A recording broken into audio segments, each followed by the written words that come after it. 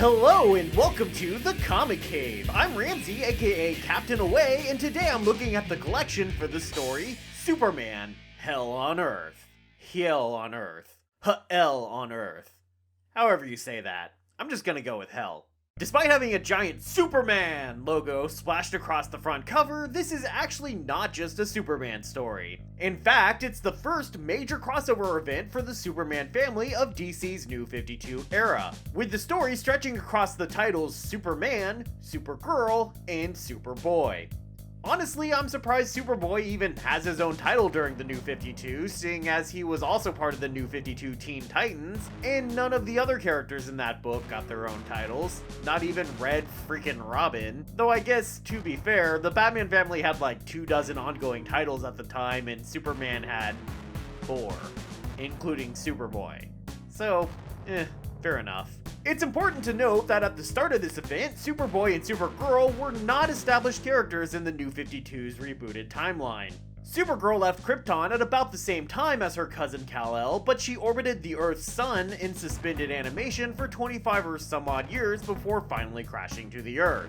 She emerged in issue 1 of her self-titled series, and though she had been public enough for people to start referring to her as Supergirl, she has basically kept to herself this entire time and can't even speak any Earth languages by the start of this story, with her only companion the New 52 Silver Banshee, who can magically speak any language she hears instantly.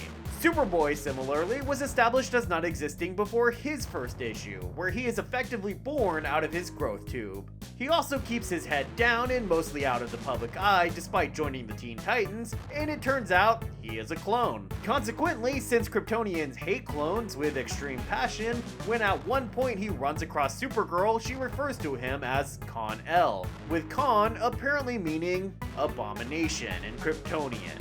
So basically, what you need to know is that at the start of this, Supergirl, Superboy, and Superman are not really family. They barely know each other, if at all, and only Superman has established himself as a hero in this timeline. But when hell comes to Earth, all that is gonna change. So let's see just how and take this up, and away.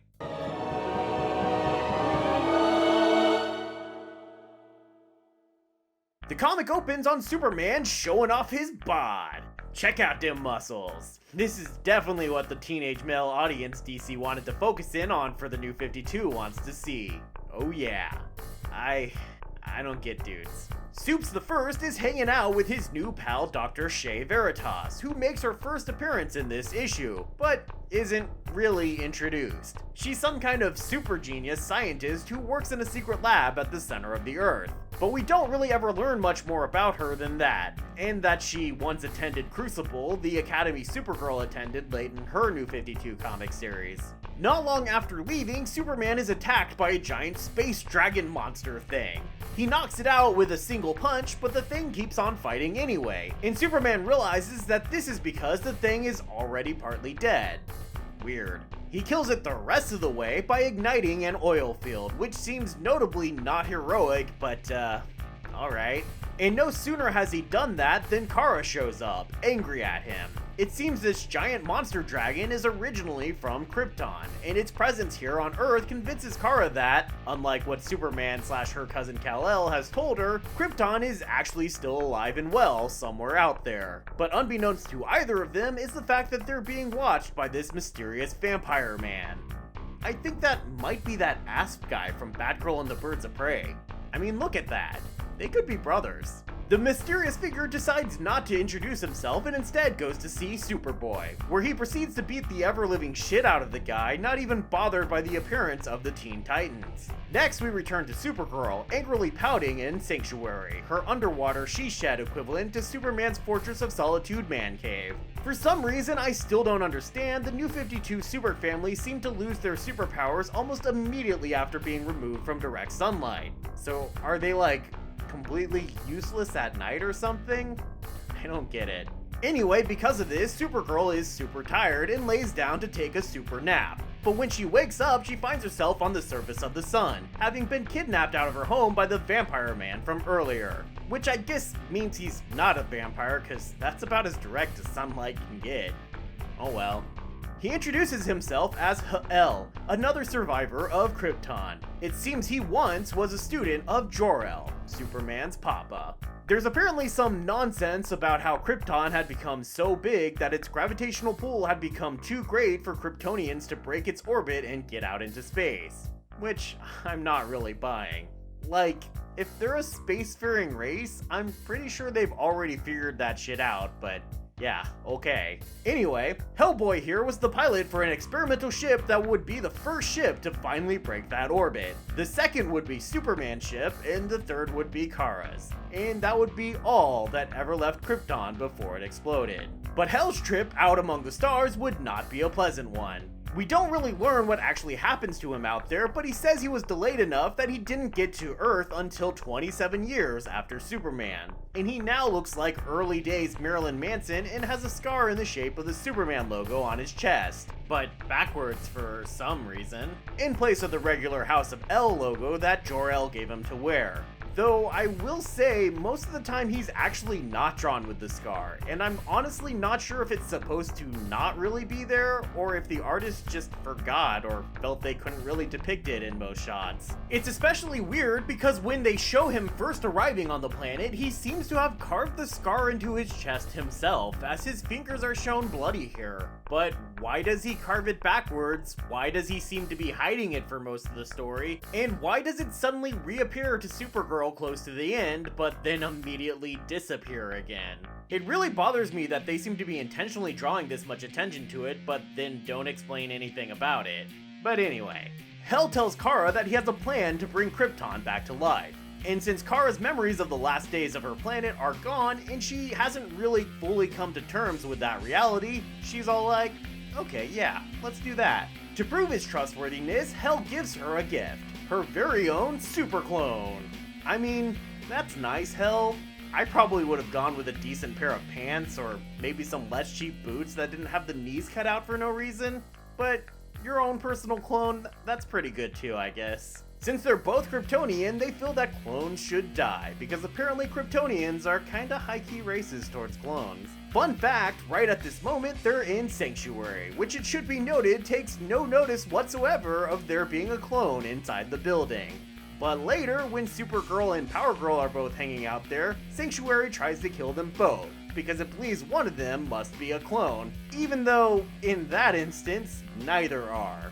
But hey, who cares about consistency? Since Supergirl is a good person at heart, she can't bring herself to agree with Hel wanting to kill Khan. So she stalls, saying they should speak with Kal-El first. So Hel sends her away to meet him, because he has crazy teleportation powers for some reason, and also gives her the ability to speak and understand English, because he also has crazy plot convenience powers as well.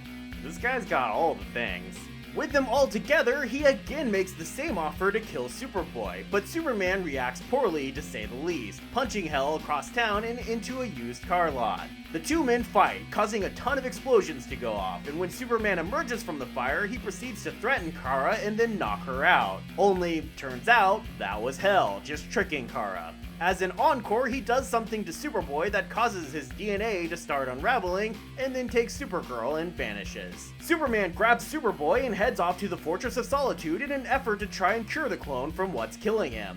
Here he learns that Superboy isn't a clone of just anyone, he's a clone of Superman. Which, I kind of feel like, duh? But I guess it's good to get confirmation. Also, they explain that he's actually a double clone, using DNA from Superman, but also an unknown human source, creating a unique triple helix, which I think is more bogus science, but hey, Superman things. Of course, if you've read Superboy comics from before the New 52, then you already know who that human source is, but for those who haven't, I'll leave that mystery where they do. What Hel did to Khan is make his tri-strand DNA start unraveling, a process that would kill him, so to save his life, Superman uses his nanotech Kryptonian armor to stabilize Superboy. It works, but at the expense of some of Superboy's telekinetic powers. They don't have time to celebrate because right then, Hel appears in the Fortress of Solitude and proceeds to boot the super pair outside into the cold Antarctic air, because he can do all of that as well. Because he can do everything. Knowing his fortress is impenetrable, Superman goes to seek help from the most unlikely of sources, Lex freaking Luthor, currently in a prison that he designed himself. And yeah, he willingly created a prison for himself that he couldn't break out of, simply because Superman challenged him to do it. Men and their egos, I tell ya.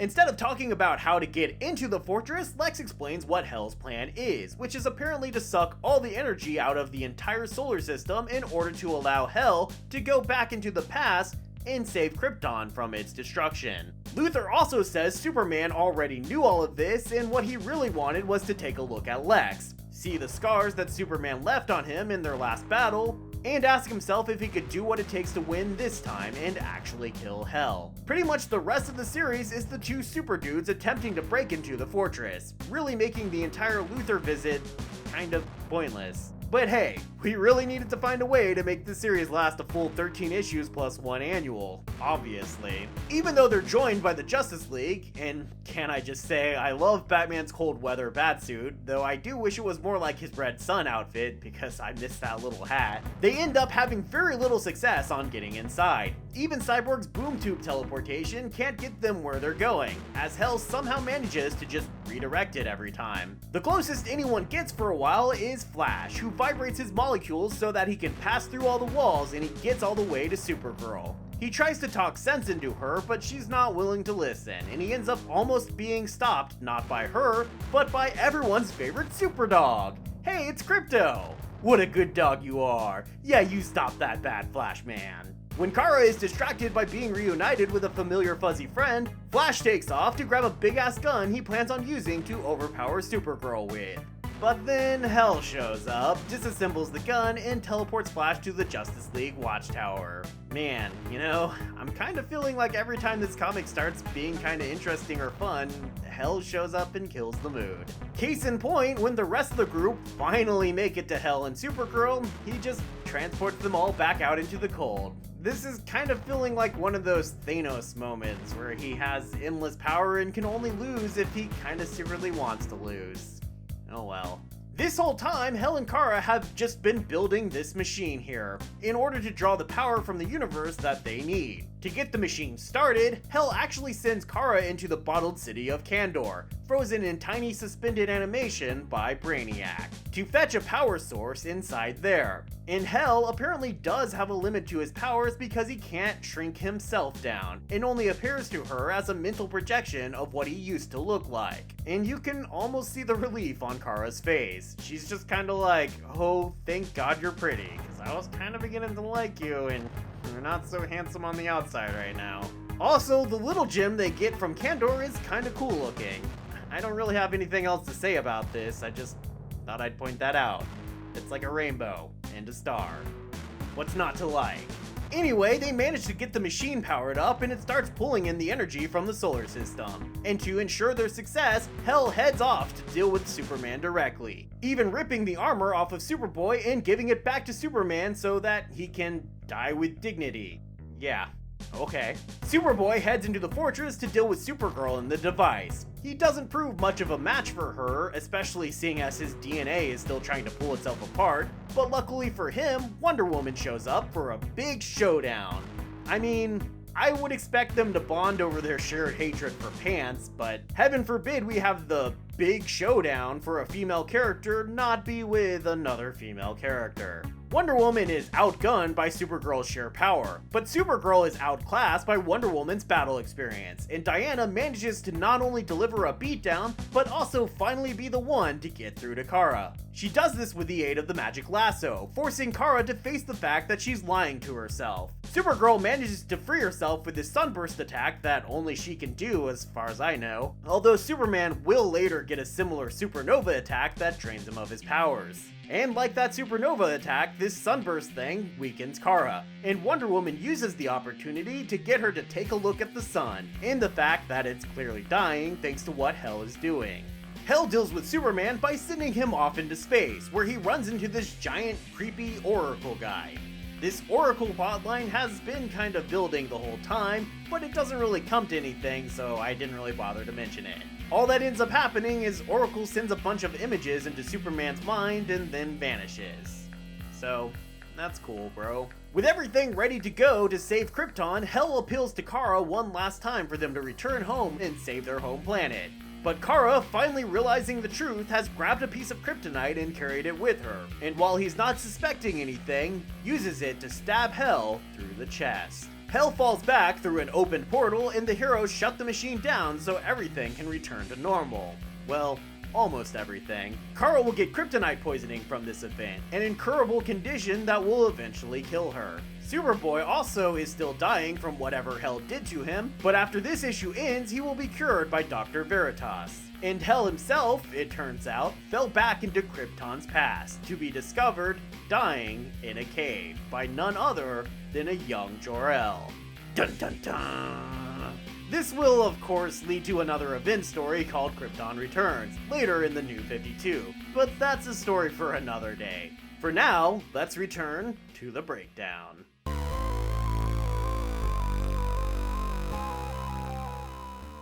So as you've heard me complain several times already, Hell is just too powerful of an enemy. I mean, the guy can do whatever the F he wants, whenever he wants. What's interesting about that? I mean, sure, you do kinda have to go to that level to make someone into a believable enemy for Superman, which, yeah, is kind of the problem in general with Superman, but still, I found him overall pretty annoying. Also, as I said, there's a ton of wasted space in this series. Just a ton of moments that feel irrelevant, or that at least could probably have taken up only a few pages instead of multiple issues. It feels a lot like most of the point of this story was simply to kill time, which isn't necessarily a bad thing, and honestly the story flows pretty well overall. Those seemingly pointless asides and time wasters don't really make the story feel like it's dragging. The writers keep the action going and everything at least trying to move forward, even if a lot of those efforts prove fruitless. The art is also perfectly serviceable. I like the look of a lot of it, although there is the weird thing of them just never drawing the big S scar on Hell that I still don't get. There's also the way all the artists try to work Kara's ass crack into every single shot that they can get it into, which I'm pretty sure is why they made her outfit that weird baby diaper thing that they made it in the first place. But I complained about her outfit more than enough in my review of her series, so let's just move on to the recommendation level. And I'll be giving this series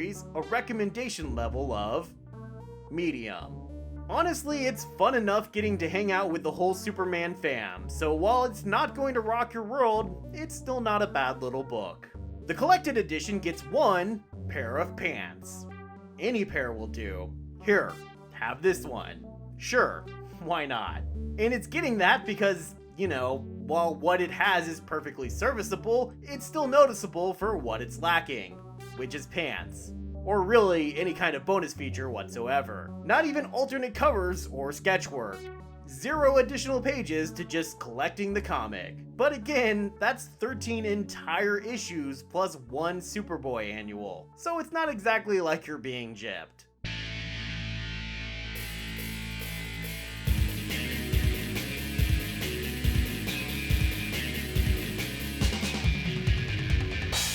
Thanks everybody for watching. At this point I'm still debating whether I want to cover the sequel for next week or just go with my original plan for that week. I don't know. Let me know in the comments if you'd really like to know the next part of the story right away. Otherwise I'll probably save it for late in the year or early next year. Either way, I'll have something for you next week, so be sure to stick around for that, and I hope to see you then, right here, in the Comic Cave.